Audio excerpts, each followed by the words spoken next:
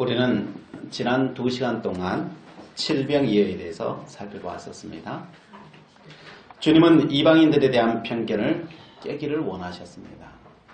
그래서 세상에 하나님의 사랑을 받지 못할 사람, 용서받지 못할 사람은 아무도 없다는 것을 칠병이어를 통해서 말씀해 주셨습니다.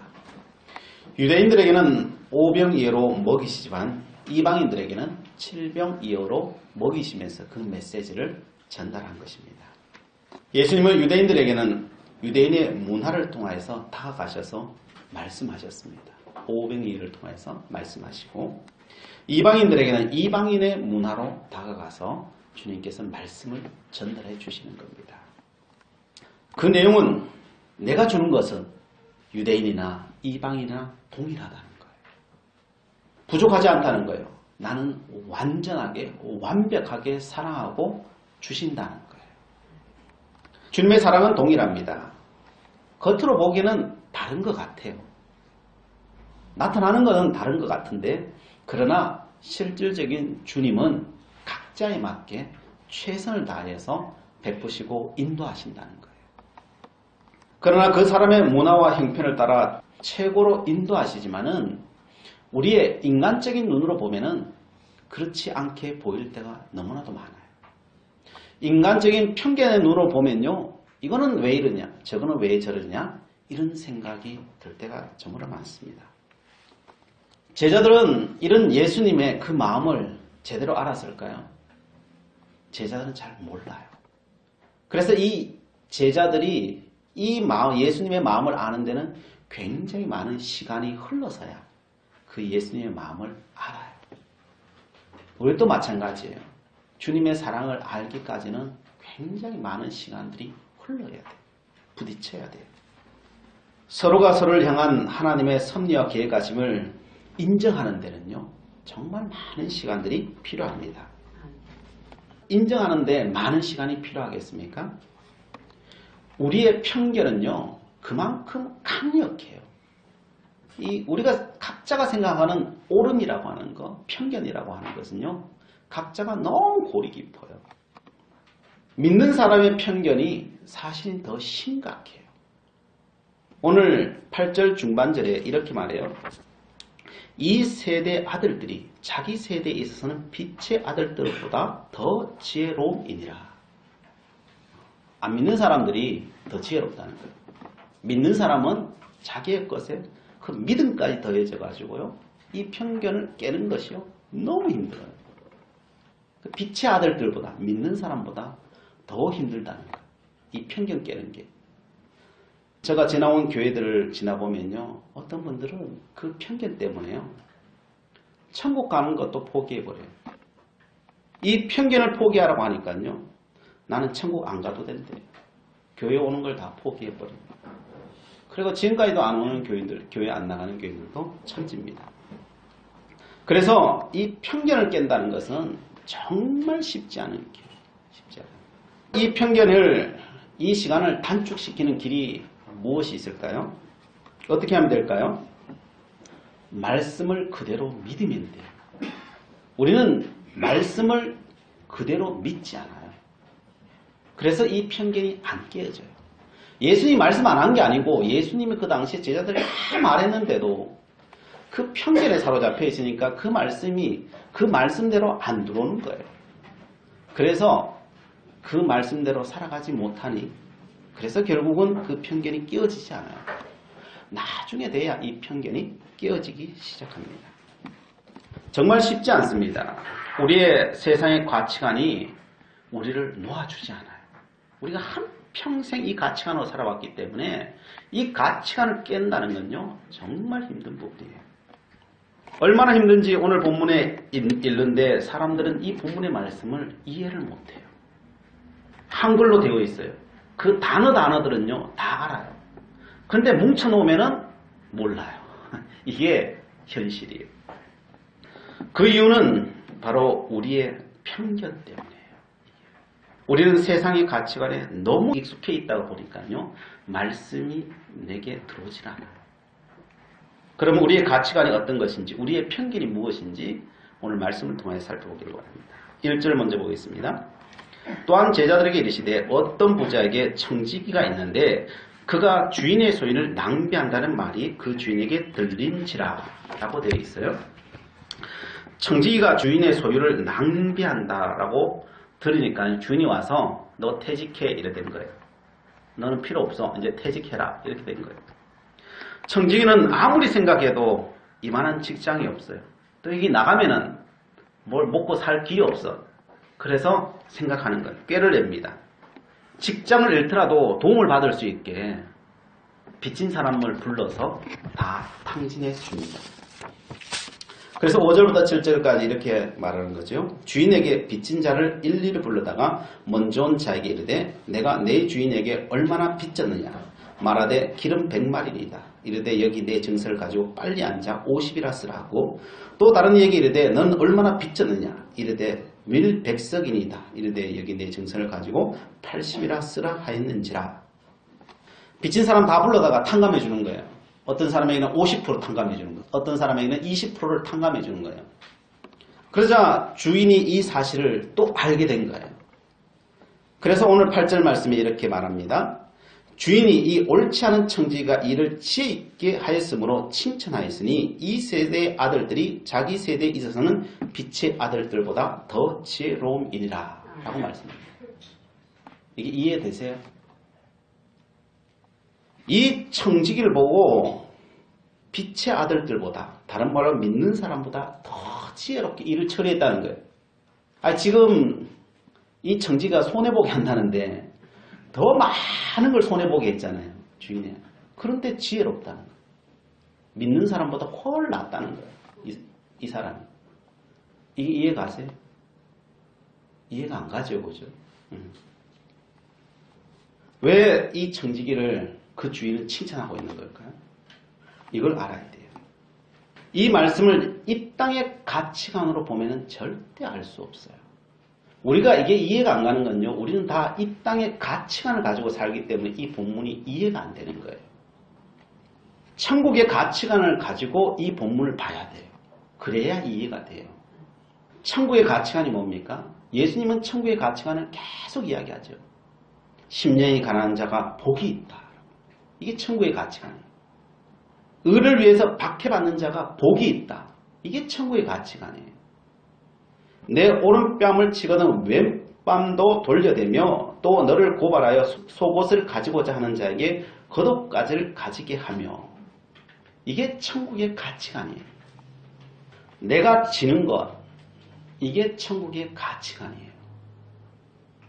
근데 이것도 기준이 있어야 될 거 아니에요. 그죠? 그냥 막무가내 다 지는 게 그런 게 아니겠죠. 어떻게 지는 거냐? 내 나라를 위해서, 내 가정을 위해서, 또한 하나님의 나라를 위해서, 그리스도의 몸을 위해서, 그리스도의 공동체를 위해서 지는 거예요. 사도 바울은 말합니다. 아무도 자신을 속이지 말라. 우리는 우리 자신을 다 속여요. 다른 사람이 속이는 게 아니고 내가 내 자신을 속여요. 왜? 내 가치관으로, 세상의 가치관으로 내 자신을 다 속이고 있어요. 속이지 말라. 너희 중에 누구든지 이 세상에서 지혜 있는 줄로 생각하거든 어리석은 자가 되라. 그리하여야 지혜로운 자가 되리라. 그럽니다. 세상에서 지혜롭게 이겼다고 말하느냐? 천국에서 가장 어리석은 자라는 거예요. 내 오름이 관철되어야 되느냐? 가장 어리석다. 세상에서 가장 어리석은 자가 되라는 거예요. 그래야 천국에서 가장 지혜로운 자가 된다는 거예요. 그래서 사도 바울은 또 이렇게 말합니다.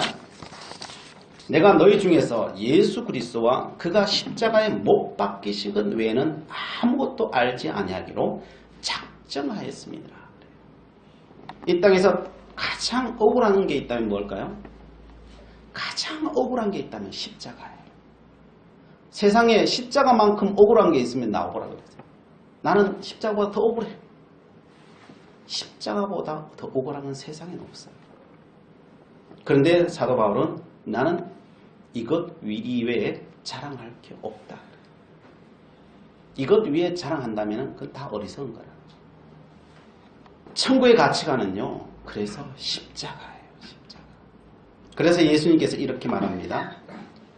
의를 위하여 박해를 받는 자는 복이 있나니 천국이 그들의 것입니다. 라고 말해요. 나로 말미암아 너희를 욕하고 박해하고 거짓으로 너희를 거스려 모든 악한 말을 할 때에는 너희에게 복이 있나니 기뻐하고 즐거워하라. 하늘에서 너희의 상이 큼이라. 너희 전에 있던 선지자들도 이같이 받게 하였느니라. 이게 천국에서 가장 큰 자예요. 천국에서 가장 가치로운 단어가 있다면요. 손해예요. 손해보는 거예요.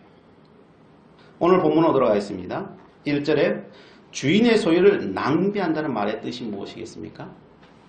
천국의 가치관으로 보면요. 하나님께서는 주인이에요. 여기 비유하자면요. 주인은 하나님이에요. 청지기 누구겠어요? 이 땅에 믿음으로 살아온 우리를 이야기하는 거예요. 네, 한 사람 한 사람 이야기하는 거예요. 천국의 가치관으로 보면요. 청지기는 손해보는 자예요.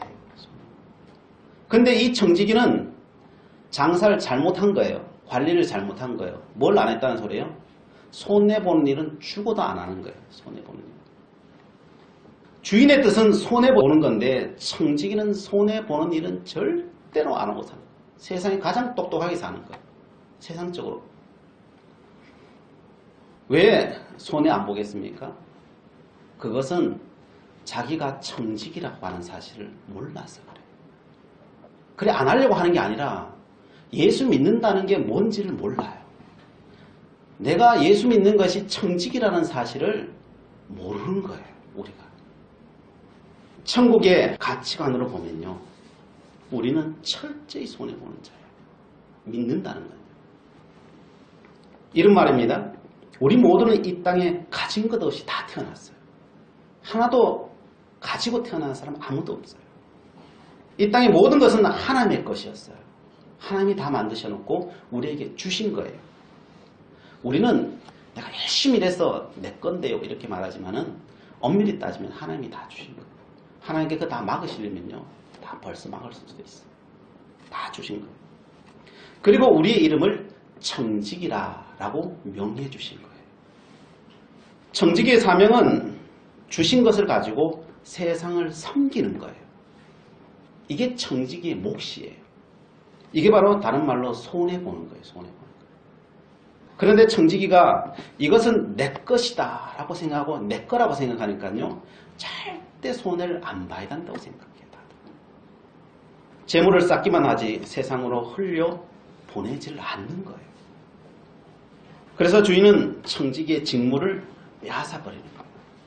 그거 안 할 거면은 내가 준 거 왜 줬겠니? 그러면 다 달라는 거죠. 하나님. 다 달라는 거예요. 그 직무를 안 하는데 너는 왜 그 자리에 있느냐는 거예요.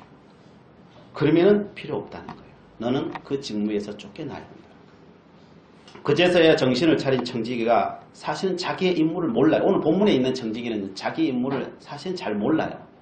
자기가 또 살려고 어떻게 해요? 탕감해 주는 거예요. 자기가 살려고. 잘려도 나중에 가서 그 탕감해 준 사람이 자기를 호의롭게 대우해 줄 거라고 생각하고 그렇게 한 거예요. 그런데 그게요. 자기는 모르고 한 건데 그게 하나님을 기쁘시게 한 일이었다는 거예요. 주인에게 빚진 자를 찾아서 50%, 20% 탕감해 준 것이 그게 하나님의 뜻으로 하나님께서 받으신 거예요. 마치 소가 뒷걸음치다가 쥐잡은 격이에요. 쥐잡은 격이에요. 이게.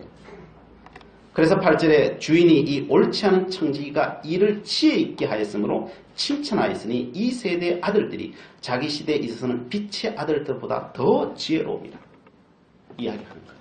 적어도 세상 사람들은 그래서 한다는 거예요. 근데 믿는 사람은 그걸 안 한다는 거예요. 도리어 믿는 사람들이 바리새인들이나 서기관들이 도리어 앞선 자들이 그거 안 한다는 거예요. 이스라엘이 왜 멸망한 줄 아십니까?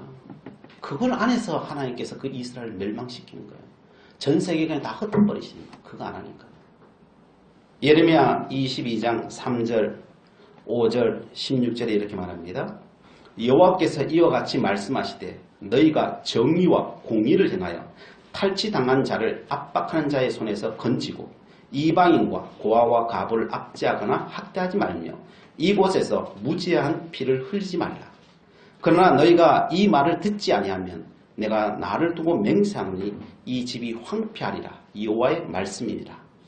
그는 가난한 자와 궁핍한 자를 변호하고 형통하였나니 이것이 나를 알미 아니냐. 여호와의 말씀이니라. 하나님께서는 이스라엘을 앗수를 통해서 멸망시켜 버렸고요. 하나님의 백성이잖아요. 하나님의 나라잖아요. 그럼에도 불구하고 그 손해보는 짓을 안 하니까요. 북이스라엘은 앗수를 통해 멸망시켜 버리죠. 그리고 전 세계 다 흩어버리죠. 그리고 남유다 바벨론을 통해서 다 흩어버리죠. 전 세계로 다 흩어버리죠. 가장 사랑하는 그 예루살렘 그냥 가차 없어요. 왜요? 그게 사명인데. 그게 사명인데. 고아와 가부와 이방인을 돕고 무지한 자의 피를 흘리지 않고 공의와 정의를 따라 행하고 그게 하나님의 일인데 손해보는 것이 하나님의 일인데 그거 안 한다는 거예요. 그래서 내가 북이스라엘과 남유다를 다 멸망시켜버리실 거예요. 안 되면 가라고 포위해요. 하나님 말씀합니다. 가난한 자와 궁핍한 자를 변호하고 형통하였나니 그거 하면 내가 형통하게 한다는 거예요. 이것이 나를 알미 아니냐. 이게 진짜 나를 아는 거라 하나님 아는 거라는 거예요. 그게 여호와의 말씀이라는 거예요. 그런데 손해보는 일은 죽어도 안 한다는 겁니다. 천국은 어떻게 침노하는 것입니까? 철저히 손해봐서 침노하는 거예요. 그런데 예수 믿는 사람들은 손해보지 않으려고 합니다. 세상 사람보다 더 똑똑해요. 십자가를 외치고 있는데 정작 십자가는 버려버려요. 예수님 당시 유대인과 똑같습니다. 메시아를 기다리면서 이 땅에 오신 메시아는 십자가에 못 박고 있는 거예요. 성도 여러분, 오늘 우리는 성탄주의를 맞이하여 예수님께서 왜 이 땅에 오셨고 주님을 어떻게 영접하는지에 대해서 우리는 살펴보는 거예요. 정말 주님 영접하고 싶으세요? 이 땅에 오신 주님을 만나고 싶으세요? 성탄절을 맞이한다는 것은요, 우리의 것을 조금이라도 나누는 거예요. 그게 하나님의 뜻이에요. 물질로 이야기하는 것이 아닙니다. 예배를 드린다는 것을 나 자신을 드리는 거고요. 내가 죽는 거예요. 그리고 내 안에 그리스도가 사는 거예요. 그게 예배예요. 나는 다 살아있고 주님은 죽고 그건 예배가 아니에요. 같은 마음을 나누는 거예요. 같은 마음을 나누는 거예요. 그리스도의 예수의 마음을 같이 품는 거예요. 이 마음을 품는 거예요. 사랑하는 거예요. 7번씩 7번 용서하는 거예요. 이게 손해보는 거예요. 이게 손해보는 거예요. 전도하는 거, 조금이라도 있는 거. 내가 할 수 있는 대로 나누는 거예요. 오늘 모명의 성도께서 전도하라고 물질을 헌신했습니다. 그걸 나누는 거예요. 어떤 분은 돈으로, 어떤 분은 봉사로 동참해 주셨습니다. 우리는 어떻게 하면 될까요? 그냥 나가서 그 기쁨을 나눠주면 돼요. 뭐 다른 걸 뭘 해야 되는 게 아니에요. 그냥 손해보는 거 하면 돼요. 그걸 하나님께서 기뻐하신다는 거예요. 박보영 목사님이라고 하는 목사님이 계십니다. 이 목사님은 그냥 버려진 아이들, 그 아이들을 다 모아서 자기 집에 함께 키우고 살아갑니다. 20명도 넘는 아이들이 그 집에 그냥 어릴 때부터 그냥 자라나요. 그 아이들을 가르칩니다. 너희들은 자라나면서 한 가지만 기억해라. 십자가만 기억해라. 어디를 가든지 손해봐라. 믿음으로 살아라. 손해보는 길이 있다면 그게 진리의 길이니 그 길만 달려가라. 라고 이야기합니다. 그것을 하나라도 실천하며 살아가라. 뭐 큰 것 해야 되는 게 아니다. 물 한 그릇부터 손해봐라. 가르칩니다. 아이들이 많다고 보니까요. 누가 월급 주는 사람도 없고 그러니까요. 그냥 돈이 있으면 그거 나누어서 n분의 1로 해가지고 그냥 나눠 먹어요. 라면 몇 개 있으면 거기에다 물을 많이 부어서 그냥 나눠 먹고 그렇게 살아요. 아이들이 학교 급식을 먹을 돈이 없어서 그 점심을 못 먹어요.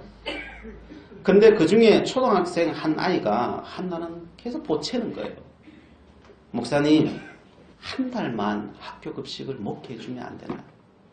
안 된다 그랬다는 거예요. 그 당시에 이제 18,000원 하는 급식인데 안 된다, 우리 돈이 없다.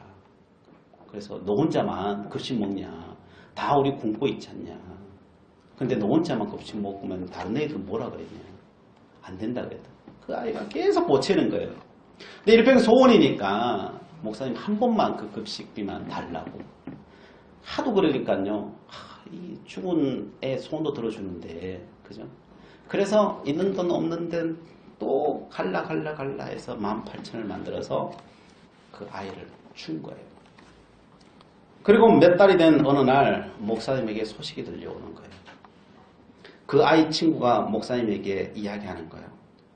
자신이 그 아이 때문에 한 달 급식을 먹었다는 거예요. 그 아이를 불러서 자초지종 이야기 들어봤어요. 그 친구가 고아원 출신인데 아이들에게 왕따를 당해요. 급식도 제대로 못 먹어서 몸이 늘 약해요. 그래서 쓰러지기가 늘 일수예요. 그러니까 더 아이들이 무시하는 거죠. 근데 그게 가슴 아픈 거예요. 얘가 보기에 가슴 아픈 거예요. 그래도 이 목사님 집에 들어와 있는 애들은요, 옛날에 뭐 깡패하고 막 이런 애들이다 보니까 그래도 이 마음, 이 심지는 굳어서요, 그런 거 잘 이길 수는 있어요. 근데 이런 고아원에 있는 애들은 그 마음이 안 된 거예요. 그러다 보니까 막 쓰러지고 그렇게 되는 거죠. 목사님께서 늘 말씀하시기에 고아와 과부를 돌아보고 어려운 이웃을 사랑하시는 것이 주님의 그 십자가 지는 일이다. 늘 이야기 들었기 때문에 그 말씀을 보고 생각났다는 거예요. 그래서 목사님한테 그렇게 보채가지고 그것을 급식을 끊어서 그 아이에게 준 거예요.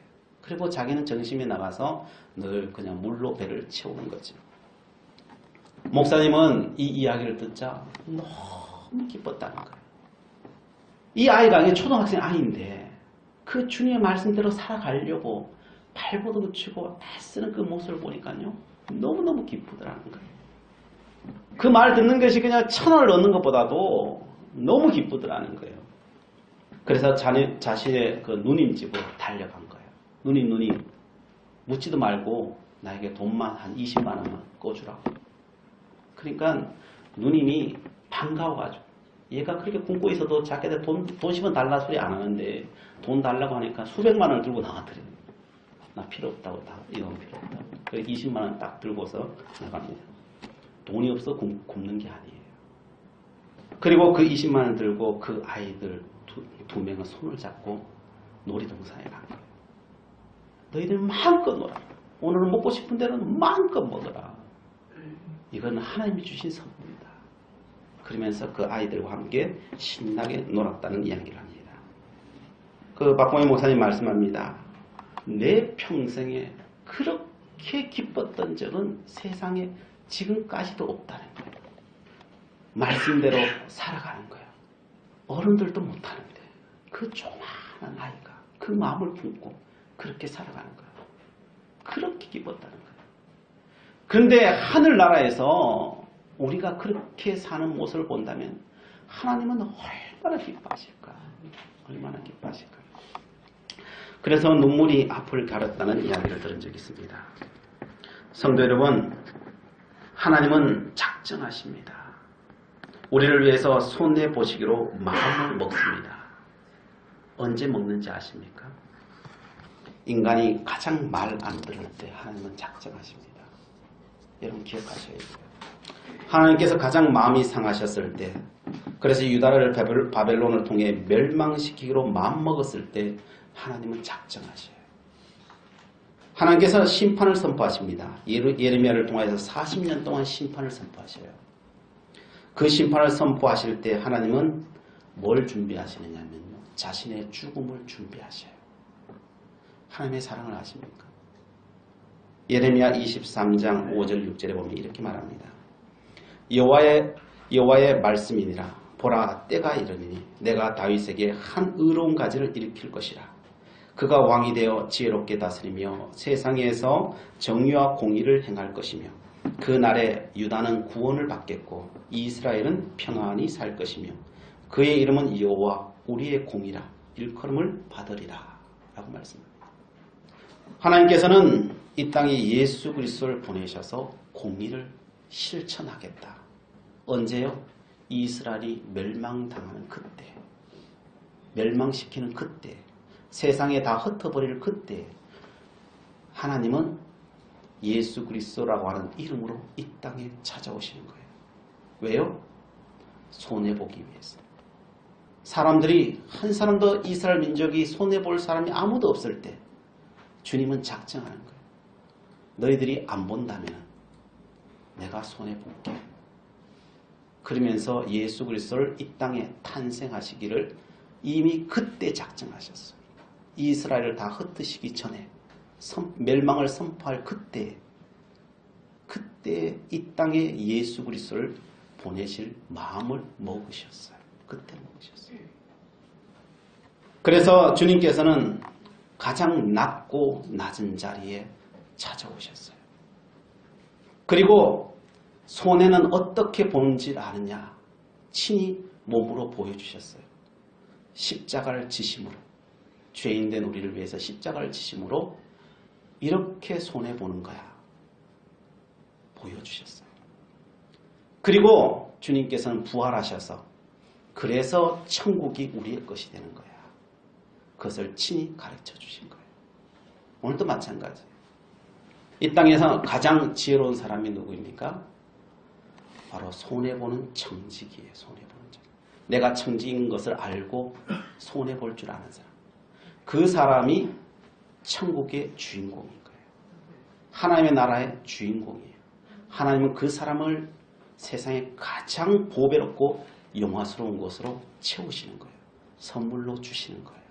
그 은혜가 이 성탄절을 맞이하는 우리들 준비할 수 있기를 바라고 그 마음을 품으시기를 바라고 그것을 주님 앞에 드림으로 가장 귀한 보배합을 주님 앞에 드릴 수 있는 우리 모두가 되시기를 간절히 바랍니다.